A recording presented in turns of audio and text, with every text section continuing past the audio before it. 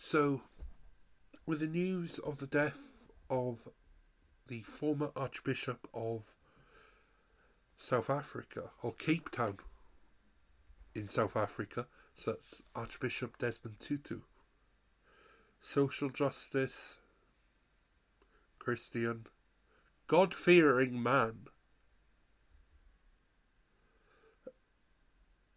We're going to be looking at some of his legacy and talking about I remember he must have been, for me, one of the first clergy people that I actually remember. And I remember his name from such a young age.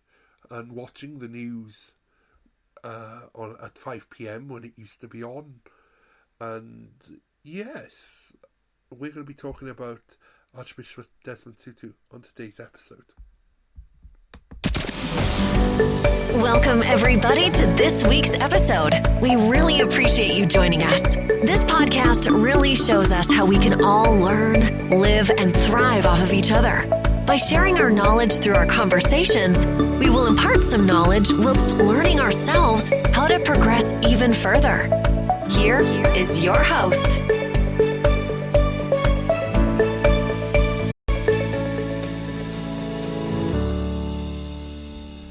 Hello, and before we start this episode, I want to share with you our new music for our Series 5.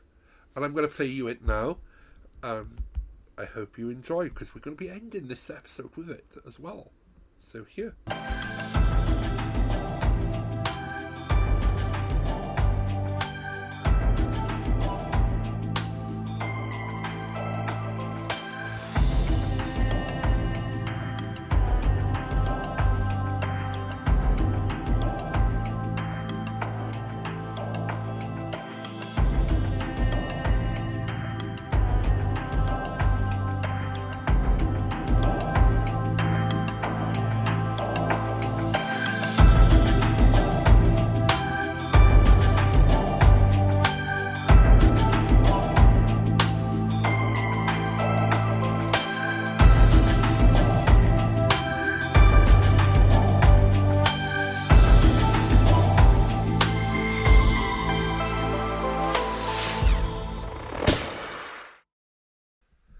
Isn't that nice?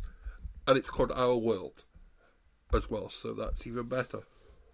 So we are talking about Desmond Tutu, South Africa's Nobel Prize winning icon, an uncompromising foe of apartheid and a modern day activist for racial justice and LGBT rights, who died on Sunday at the age of 90. He was also South Africa's primate in terms of his church. He was an archbishop of the church. So where you are seeing obituaries, and we have posted one 4 days ago, saying this and calling him a Nobel Prize priest winning icon, I would say to Archbishop Tutu, so to him, this recognition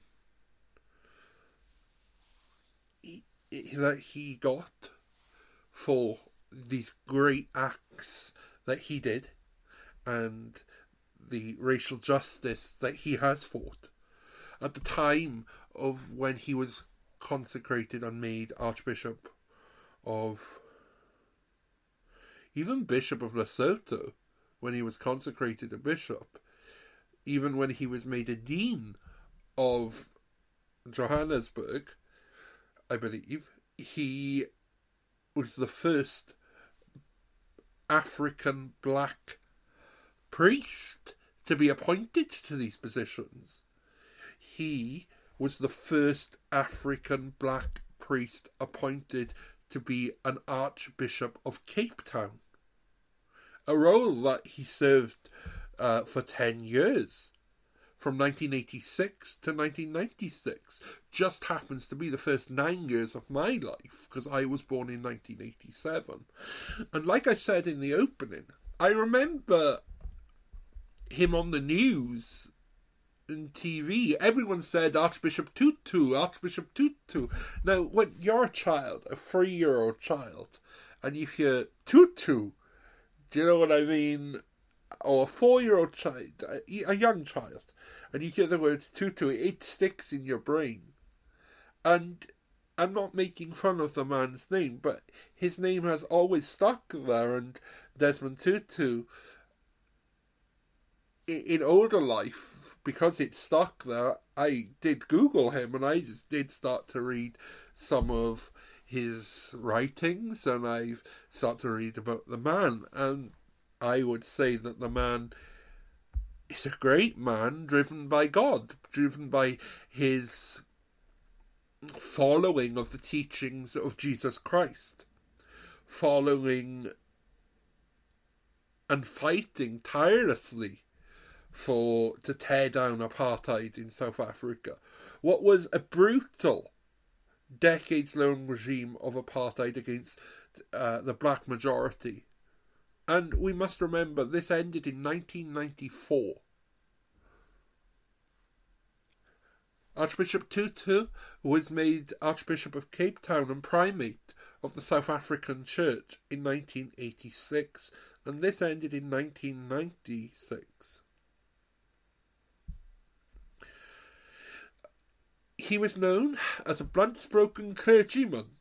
He used his pulpit as the first Black Bishop of Johannesburg, and later as an Anglican Archbishop of Cape Town, as well as a frequent public demonstrations to galvanise public opinion against radical equality, both at home in South Africa and globally around the world. He was nicknamed the Arch, and Archbishop Tutu became a towering figure in his nation's history, comparable to fellow Nobel laureate Nelson Mandela, a prisoner during white rule, who became South Africa's first black president. So, these two great men were friends. And today, I was watching a video of getting ready for this podcast of Archbishop Tutu's life. And the government of South Africa made a little faux pas and didn't invite Desmond Tutu to Nelson Mandela's state funeral because of Archbishop Tutu in later life became outspoken against the government. That happens too. Bishops, in my experience, or short experience, do like to draw the inadequacies of life to the world, and so they should,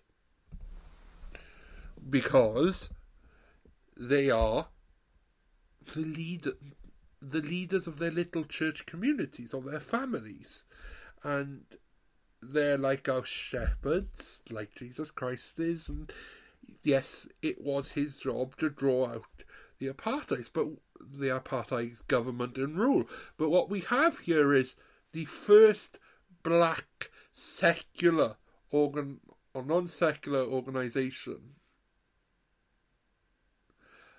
So government, minister, president, and the first black African archbishop, primate, head shepherd.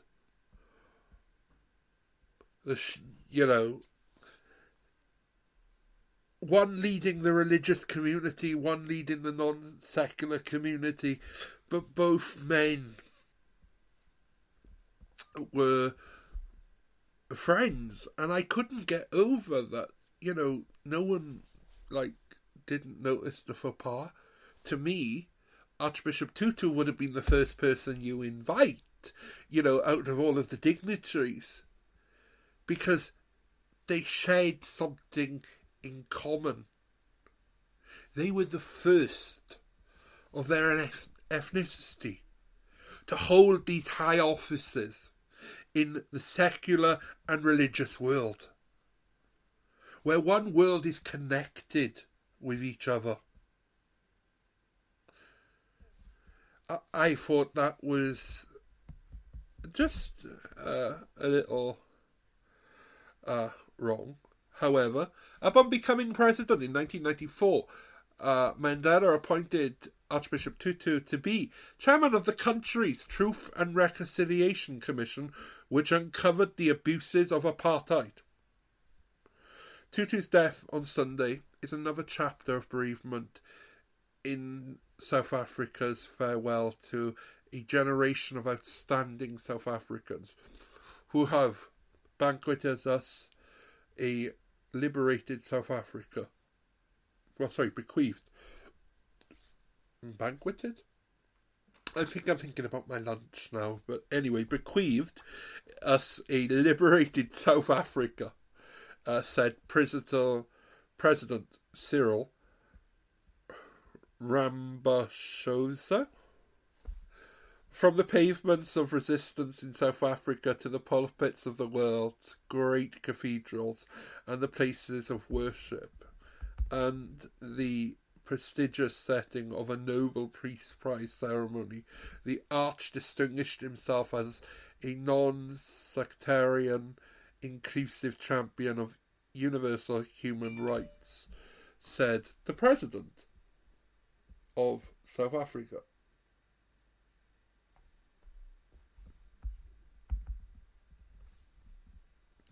He was also mentioned by the UN chief, of course, Desmond Tutu, an inspiration to generations. He really is. So is Nelson Mandela. If these two men weren't strengthened in their beliefs, so for Desmond Tutu, his belief in God, his belief in the teachings and the Gospels of Jesus Christ, his belief that no man is actually evil. We must remember, as Archbishop of Cape Town, and the first black Archbishop of Cape Town, in a time of apartheid, there would have been places where Archbishop Tutu would have had to go to in his job where they would have never allowed a black man to enter.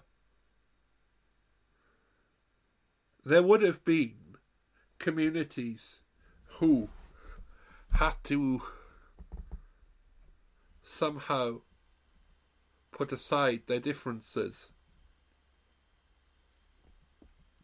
because their archbishop, their primate, was a black man. The first. There were... It would have been a trying time. I'm not saying there were abuses, but there probably were, and we're not going to talk about that, but to face this pressure, to not relent, to put yourself on the line for your beliefs, what true, worthy cause is there? But it all goes back to he was serving Jesus Christ. He wanted and knew the truth that no man is evil, is born evil. So when he was dealing with these, or the apartheid government,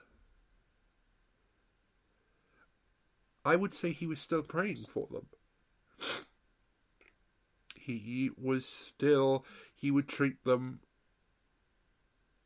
with humility and with respect. A bit more respect than what he probably got from them. Because this was the kind of person he is, or was. He went the middle road. Yes, he called out, but he was also going to be talking to these people. He had to deal with them in his job.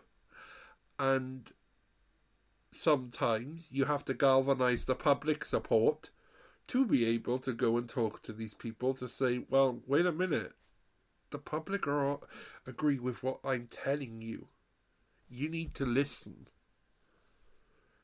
It's just sometimes the person you're saying this to doesn't want to listen. What's quite bad to myself anyway. But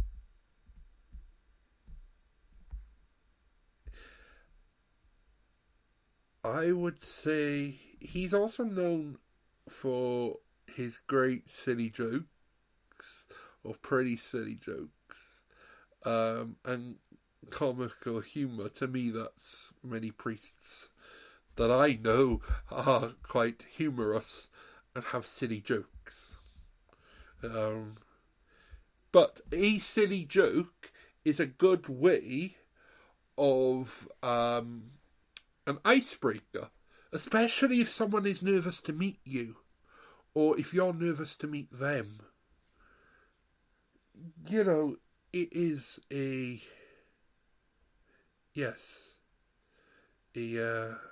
great icebreaker to, just get rid of some of the calm or some of the hostility or the nervousness that could be there.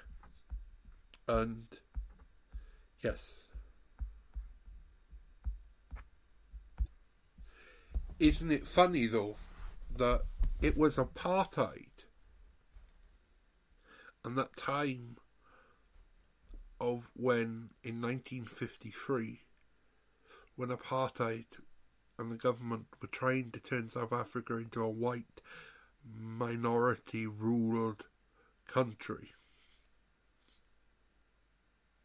that's when Desmond Tutu first found his calling to be a priest, to serve God in his church, to join the clergy. He, before this, was a teacher with his wife.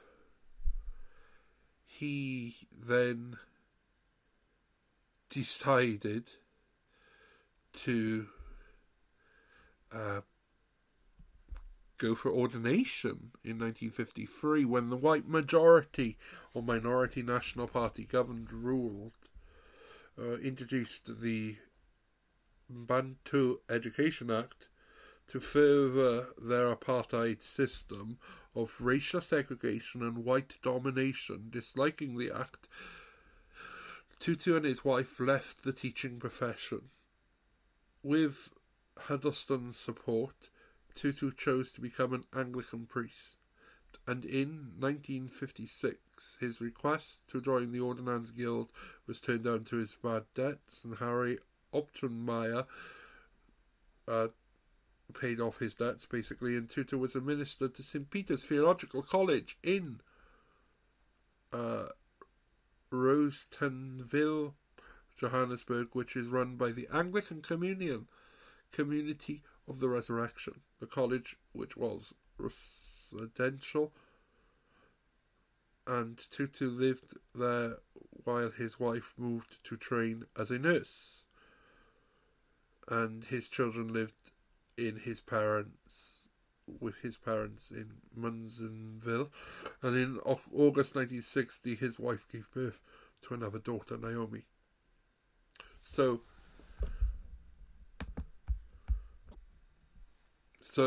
when he was at the Anglican College, he would have been taught and studied the Bible, Anglican doctrine, I know that, Christian history and Christian ethics. He earned a Literature of Theology degree and winning an Archbishop's annual essay prize. The college's principal, Godfrey, that's a great name, Pawson, wrote that Tutu has exceptional knowledge of and intelligence and is very instructor. Okay. At the same time, he showed no arrogance, mixes in well and is popular. He has obvious gifts of leadership. During his years at the college, there had been an infestation in anti-apartheid activism, as well as a crackdown against it, including the Sharpeville massacre of 1960. Tutu and his other trainees did not engage in anti-apartheid activism. He later noted that we were, in some ways, a very apolitical bunch. And I wanted to read that bit because there are no politics, and there should be no politics within the church. To me, yeah, we have things like electoral rolls and, PCCs. But when secular politics and politics come into the church, and this is what I've got from Archbishop Tutu, is that, yes, it is right to draw attention to inadequacies in life. Yes, it is right to draw to draw attention if the government are running a tangent. But it's not right to draw in party politics. It's for you to take one side and them to take the other, because at the end of the day, you are serving them. And you have to talk to these people. So staying apolitical is much better than becoming political. Ethically, and just because these conversations that you have with people, you don't know who you're talking to, you don't know who and what you're talking to, or who you're going to help. You're called to help these people, and I can see what he was saying there, to stay apolitical, to stay away from it, but you can still have those feelings. It's much better than joining one side. And yes, I get what he's saying. So after that, he did some teaching in South Africa and Lesotho again. He came to the UK at some point. He was made Dean of St Mary's Cathedral, Johannesburg, and Bishop of Lesotho in 1975.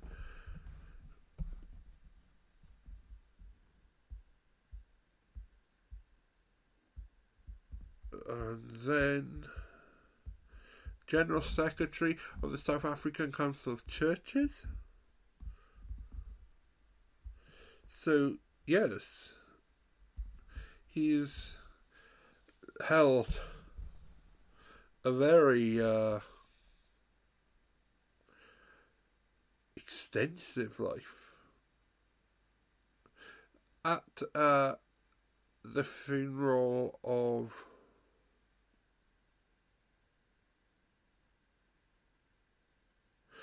so he's befriended the royal family of Lesotho. His relationship with Jonathan's government was strained. In September 1977, he returned to South Africa to speak at the Eastern Cape funeral of a black conscientious activist, Stephen Blinker, who had been killed by police. At the funeral, Tutu stated that the black consciousness was a movement by which God, although Steve sought to awaken in black person a sense of his intrinsic value and worth as a child of God. So, the man's words and dealings in life, he campaigned for LGBT rights, he became a Nobel Prize laureate, friends with Nelson Mandela, friends with the Queen. The long list of people who are just saddened, troubled. The President Joe Biden and the First Lady said, on this morning after Christmas, we are heartbroken to learn of the passing of a true servant of God and the people. Archbishop Desmond Tutu of South Africa. His courage and moral clarity helped inspire our commitment to change American policy towards the reprehensive apartheid regime in South Africa. Kamala Harris, Vice President, wrote, Archbishop Desmond Tutu was a fervent vocal opponent of apartheid and committed champion of human rights. He inspired millions, not just in South Africa but worldwide, to stand with those fighting for freedom and justice. The former President of the United States, Barack Obama, said Archbishop Desmond Tutu was a mentor and a friend, and a moral compass for me, and so many others, a universal spirit.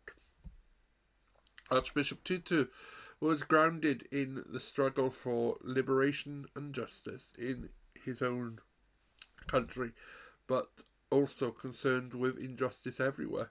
He never lost his embellished sense of humour and willingness to find humanity in his adversaries, and Michelle and I will miss him dearly. Her Majesty the Queen said, I am joined by the royal family in being deeply saddened by the news of the death of Archbishop Desmond Tutu, a man who tirelessly campaigned for human rights in South Africa and across the world. I remember with fondness my meetings with him and his great warmth and humour.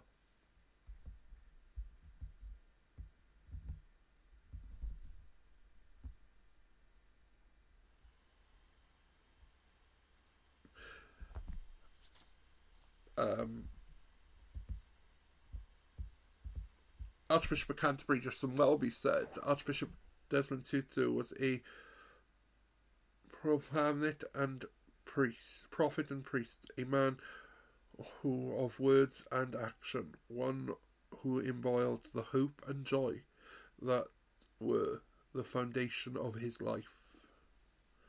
The Dalai Lama said, the friendship and spiritual bond between us was something we cherished. Archbishop Desmond Tutu was eternally dedicated to serving his brothers and sisters for the greater common good.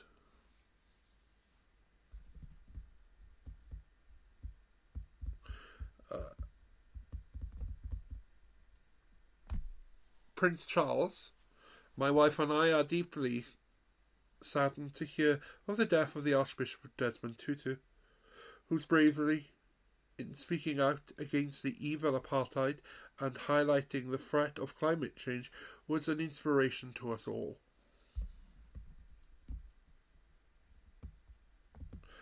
We also have from the Pope, I believe. The Pope? Whereas we've done a couple of words. The World Council of Churches, his courageous sense of humour and laughter has helped to resolve many critical situations in South Africa's political and church life. He was able to break amongst any deadlock. He shared with his laughter and grace of God many a time.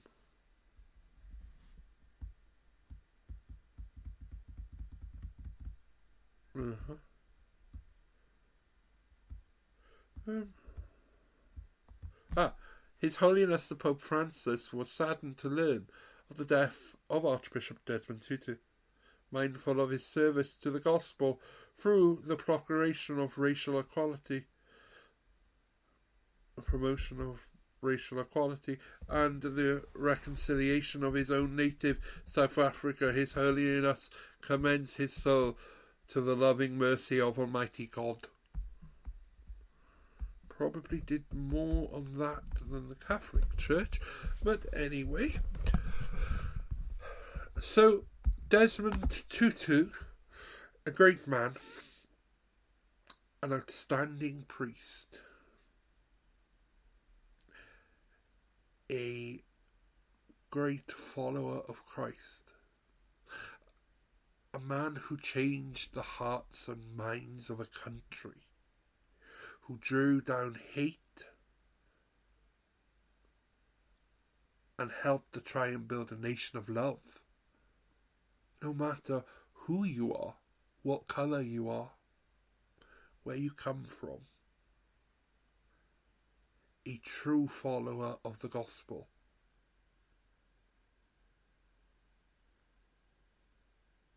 And what more can we say when we add the man's life up? A man rooted in his faith of God to try and break down the inadequacies that we as humans have built for one another. Let's all take a leaf out of Archbishop Tutu's life. Let's try and treat the person on the other side with some compassion. Let's remember one thing. Let's treat them how we want to be treated. We all want to be treated fairly. We all want to be treated equally. Have to remember, so does the other person on the other side. It's not always them who are making the decisions. Sometimes stupid decisions are left there. But you can try and fight them. And if you are going to try and fight them, remember, you are talking to someone. They are people. They have feelings and thoughts too.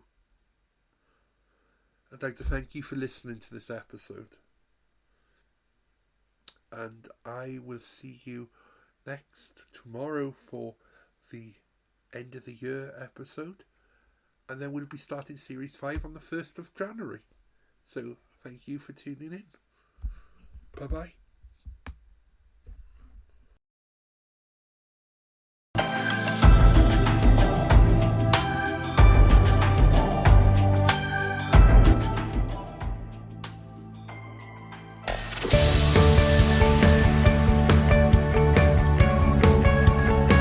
This week's episode has come to an end.